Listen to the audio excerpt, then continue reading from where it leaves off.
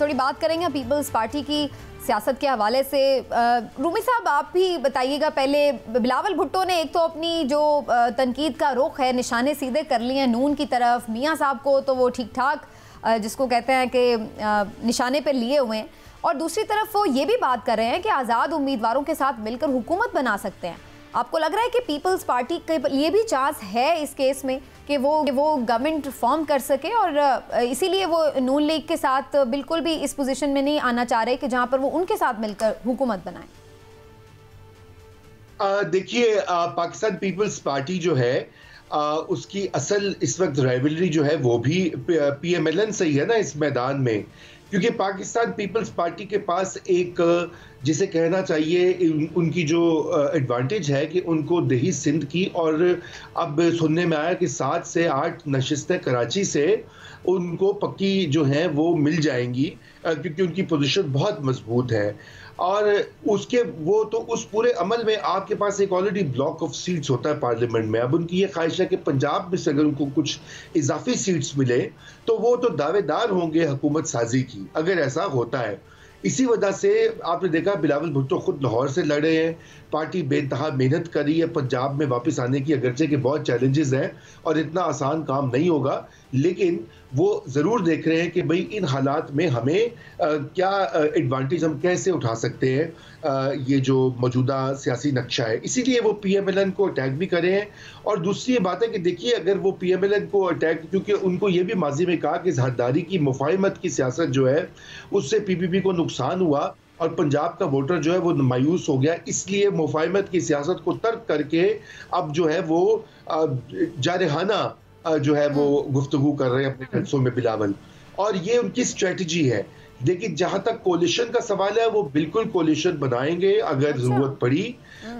और जी, कोई ऐसी बात नहीं है, क्योंकि उसकी वजह यह है कि देखिए, आसिफ अली जरदारी एक अमलियत पसंद प्रैग्मेटिक पॉलिटिशियन है, और वो उनमें लचक है उनके रवैये में। वो अपने दुश्मनों के साथ भी इत्तेहाद कर लेते हैं और उनको सियासत आती है। यही तो एक चीज है, ये लचक जो है ये सियासतदानों को खासा होती है हर दुनिया। राइट, ठीक बात, जी वेरी राइट, सही। चौधरी साहब, आपको लगता है कि पीपल्स पार्टी और PMLN दोबारा हमें कोएलिशन गवर्नमेंट बनाती हुई नजर आ सकती हैं अगले इंतखाब में, या फिर ये सिर्फ अभी फिलहाल लफ्ज़ी गोलाबारी है, जेन्युइनली तनकीद कर रहे हैं? क्या सोच रहे हैं पीपल्स पार्टी के बारे में? देखिए, पीपल्स पार्टी जो है वो काफ़ी अरसे से कैंपेन अगर कोई सियासी जमात कर रही है वो तो पीपल्स पार्टी कर रही है, लेकिन उनकी कैंपेन जो है इनफेक्टिव है पंजाब की हद तक। तो ख़ास कर बिलावल भुट्टो बड़ी मेहनत कर रहे हैं अपनी पार्टी को, लेकिन उनके पास जो मसला ये है कि 15 साल में सिंध की कारकर्दगी कोई नहीं है। सिंध में कोई ऐसे उन्होंने काम नहीं किए हैं जिसको आप ये कहें कि वो इतने शानदार हैं या इतने उन्होंने लाजवाल किस्म की एक तारीख रकम कर दी है, वैसा कुछ नहीं हुआ। वो सिंध के जो अवाम हैं वो गरीब से गरीब तर होते रहे हैं, और सिंध की जो इशराफिया है वो अमीर से अमीर तर होती रही है। यही हाल दही अपना शहरी इलाकों में भी है। वहाँ की जो पार्टियाँ हैं वो भी अमीर से अमीर तर हो गई हैं, लेकिन वहाँ के जो अवाम हैं उनके मसाइल अपनी जगह पे हैं। कोalition का तो देखिए, ये तो सवाल ऑब्वियसली पोस्ट इलेक्शन आएगा, किस पार्टी के पास क्या नंबर हैं। वो नंबर जो हैं वो किस हद तक वो कोई पार्टी सिक्योर करती है। फिर उसके बाद जो है वो एक हतमी नंबर 172 का जो हिंसा है, जादुई हिंसा, किसी एक पार्टी के हिस्से में आता है या मुख्तलिफ पार्टियों के हिस्से में आता है, वो देखना पड़ेगा। इस वक्त जो सूरत हाल नज़र आ रही है उससे तो ये अंदाज़ा किया जा सकता है, क्यास किया जा सकता है कि करीने क्यास यही है कि मखलूत हुकूमत ही बनने के चांसेस ज़्यादा हैं, जिसमें हर पार्टी को थोड़ा थोड़ा हिस्सा मिलेगा, और वही पार्टी जो है वो पाकिस्तान, वो जो मखलूत हुकूमत है वो पाकिस्तान की मुश्किलात को अगर कंटिन्यूटी है जो अभी 16 महीने की हमने हुकूमत देखी PDM की और पीपल्स पार्टी, हो सकता है या उससे भी वर्स्ट हो। अच्छा, अल्लाह रहम करे। लेकिन इमरान साहब, पीपल्स पार्टी ने तो आधी कौमी असम्बली की नशिस्तों पे इवन कैंडिडेट ही नहीं खड़े किए, लेकिन आप आधी उम्मीदवार भी ना खड़े करें असम्बली की नशिस्तों पर, और फिर आप ये क्लेम करें कि आप हुकूमत ही बना लेंगे, तो क्या ये आज़ाद उम्मीदवारों के ऊपर, ये PTI के आज़ाद उम्मीदवारों के ऊपर तकिया करके बैठे हैं, या वाकईतन आपको लगता है कि पीपल्स पार्टी को मैजिक दिखा देगी?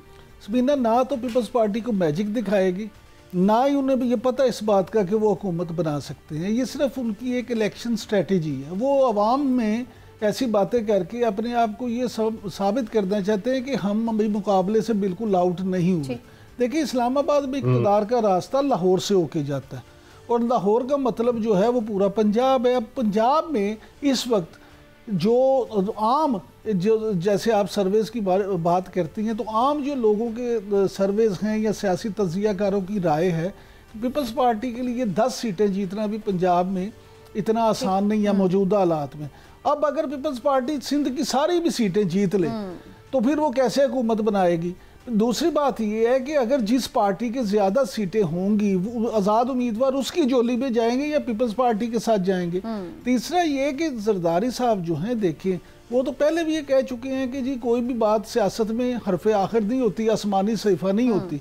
तो बिलावल भुट्टो जरदारी साहब भले जो मर्जी कहें, वो तो आज भी उन्होंने जो तकरीर की है कोर्ट अद्दू में, देखिए उसमें भी उन्होंने कहा कि स्वाय पीपल्स पार्टी के बाकी तमाम सियासी जमातें खलाई मखलूक से जो है ना तवक्कुआत वाबस्ता किए हुए हैं और इस तरह की बातें। हालांकि खुद ये मिन्नतें ये भी उन्हीं की कर रहे हैं कि अल्लाह दा वास्ता जो साढ़े ते नजरे गर्म। लेकिन बात ये है कि ये अपना इसको मैं ये समझता हूँ कि पीपल्स पार्टी की स्ट्रेटजी अच्छी है कि वो ये कर रहे हैं कि मुकाबला इस वक्त नून लीग और पीपल्स पार्टी का ही है, पीटीआई का नहीं है। तो अगर आप चाहते हैं कि जमहूरियत हो तो हमें वोट दे। तो बिल्कुल ठीक है। नहीं, अगर उनका निशाने पे इसीलिए नून है क्योंकि उन्हें लग रहा है कि मुकाबला ही उनके साथ है, तो फिर जाहिर उनकी कह भी चुके हैं, खुद ये कह भी जस्ट लास्ट मिनट है रूमी साहब, आपका लास्ट कमेंट चाहूंगी। जो पीटीआई के उम्मीदवार हैं, आपको लगता है कि पीटीआई बहैसियत जमात पार्लियामेंट में दोबारा खड़ी होने की काबिल हो सकेगी या इनके भी जो जीत के लोग आएंगे वो इधर उधर हो जाएंगे? मेरे ख्याल से जो पीटीआई के नजरियाती टाइप लोग हैं जो कि इमरान खान साहब के साथ मुश्किल हालात में भी खड़े हुए हैं, वो बिल्कुल उनके साथ रहेंगे।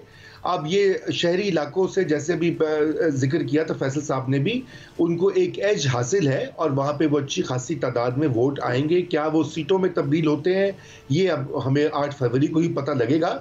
लेकिन ये कि बाकी जो इलेक्टेबल्स की सियासत होती है, जो देही इलाकों में जहाँ जहाँ इलेक्टेबल्स है, शायद वो अपनी युग वो आज़ाद होंगे, वो एक रूलिंग कोलिशन के साथ बिल्कुल जा सकते हैं।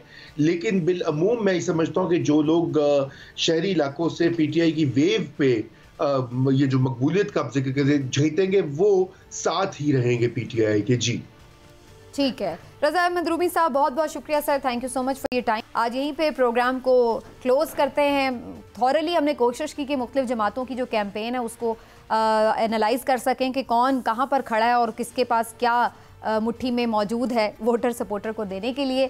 देखते हैं जी आने वाले दिनों में हालात किस करवट बैठते हैं। आज के प्रोग्राम से इतना ही, इंशाल्लाह फिर मिलेंगे। अपना ख्याल रखिए, अल्लाह हाफ़िज़।